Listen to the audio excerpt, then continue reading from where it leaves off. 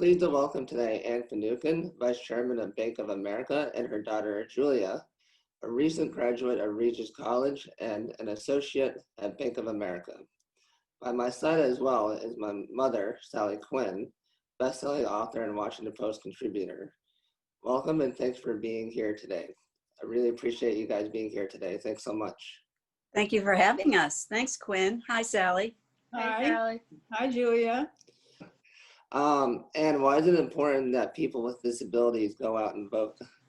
Well, I think there are two reasons, Quinn, that come to mind for me. First, it's your right. So many people with learning disabilities or any kind of disability have more of a struggle, more issues. Sometimes you don't feel that it's an equal playing field, but voting, we're all equal. And it doesn't matter if you're a celebrity or a politician or a billionaire. He or she has no greater vote than anyone that has a learning disability. So that's first.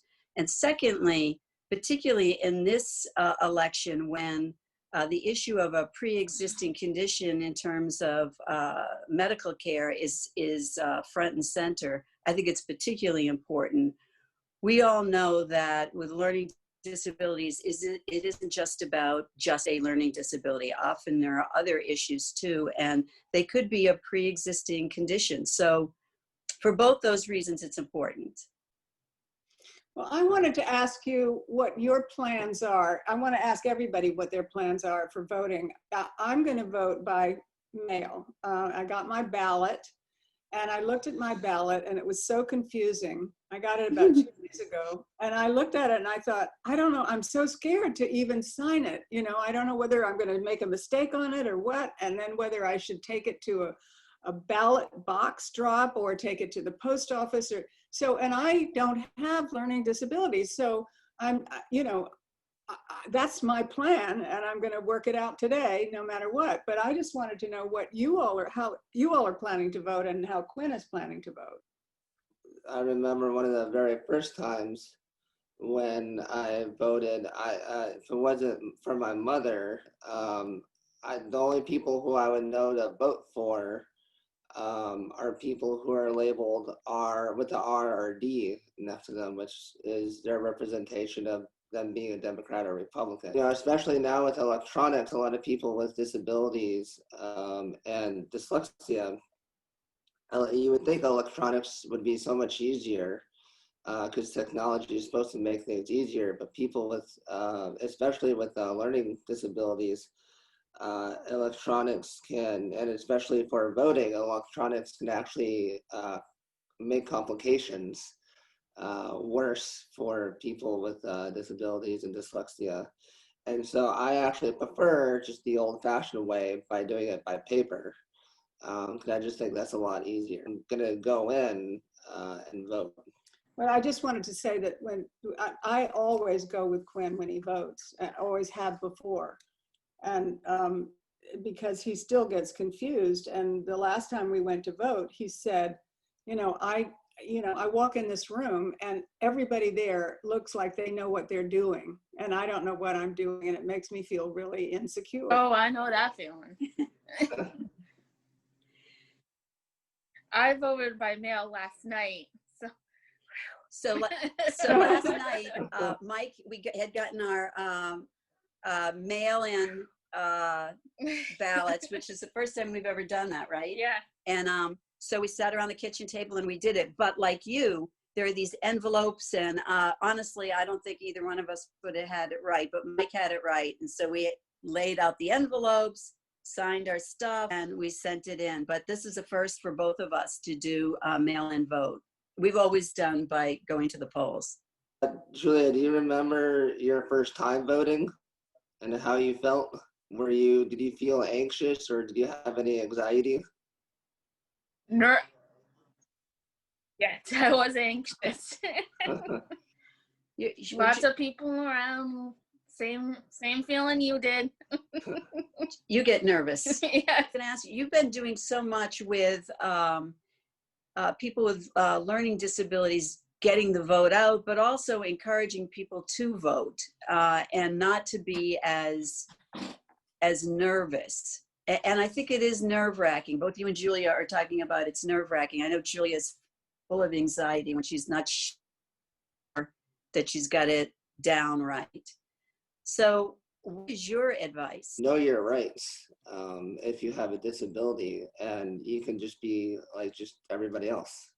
Well, one of the things about voting people with learning disabilities is that it's called the invisible disability, because Julia walks into a voting booth or a voting poll place, and she looks like she doesn't have a problem. She looks like everybody else. And so sometimes it's hard to have people realize that you do have an issue, you do have a problem, you may get confused. And you were talking about the buddy system, you know, maybe get somebody to go with you, a friend or somebody, so that you can go together. Or your spouse or your partner.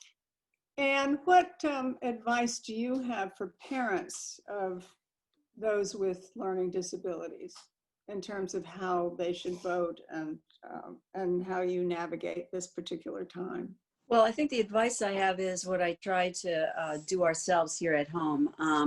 Julia is a news consumer. She watches the debates. She reads the newspaper, but we also discuss it. So I think that as a parent or a friend or even a business associate, it's incumbent on us to work with those that have a learning difference and to make sure that we've worked through, do you know what the issues are? Do you have any questions?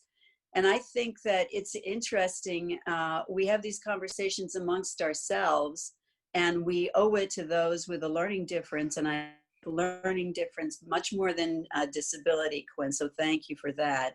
That we just have those discussions. We talk about it at home, at the dinner table, and I think that's important.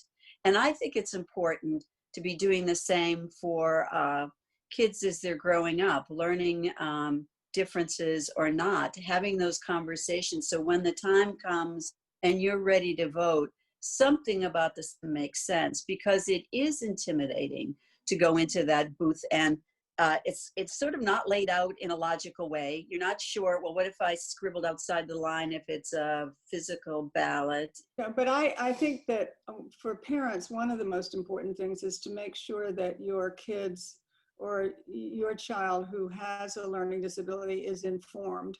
And I mean, you all are, Michael, your husband, Julia, your father is a journalist, Mike Barnicle, I'm a journalist, Quinn's father, Ben Bradlee, was a journalist. And so he grew up with us reading the paper in the morning and having dinner table conversations about what was going on. And he still does that. That makes it, obviously, gives you more confidence when you go to vote, because you have some idea of what you're voting for. Julia, what's next for you in life in general? That's an interesting question that you ask. You don't have to be shy. I'm through school. Honestly, it's a tough question at the moment. I'd say be the best version of myself, I guess. That is a fabulous answer. And by the way, congratulations on graduating from college. That's a big deal. And you know, you should be proud of yourself for that. Yeah. We all are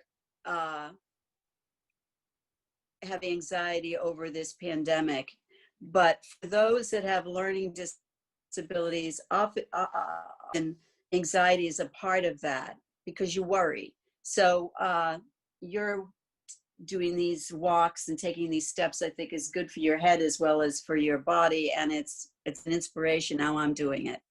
Well, as Quinn says, that being learning disabled is, you are a forgotten minority, and very few people talk about it when they talk about get out the vote. Nobody talks about people with disabilities, and particularly learning disabilities. So I think it's a really important issue for this time. And I'm so happy that you all were able to join us this morning. Thanks for having us. It's first of all, Quinn, thank you for doing this.